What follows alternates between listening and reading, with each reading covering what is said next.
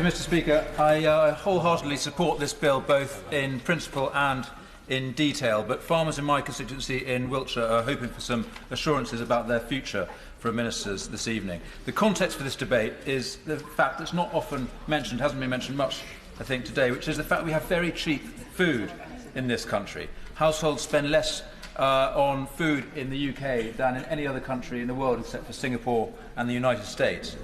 Now, cheap food is obviously a very good thing in itself, and no government will want to see inflation. So the question is, how do we maintain cheap food? And there are three ways that you can do it. First is through science, improving yields, particularly through the use of pesticides. Second, we can keep food cheap through subsidising its production. And third, we can use competition, import cheap food from abroad. And Mr. Speaker, the government proposes changes to all three of these methods of keeping food cheap, looking at less pesticides, less subsidies over time, and more competition. All of these things are welcome in principle, but all could impact on farmers' livelihoods.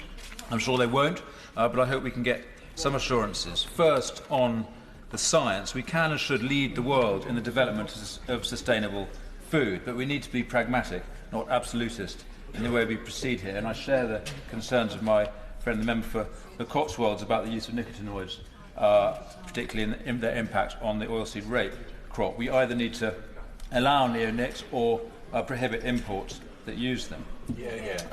Second, on the subsidies, I think public money for public goods is absolutely right, but surely the primary public good, the most essential good there is food itself. And so I welcome the fact that the new system will, I quote, encourage the production of food.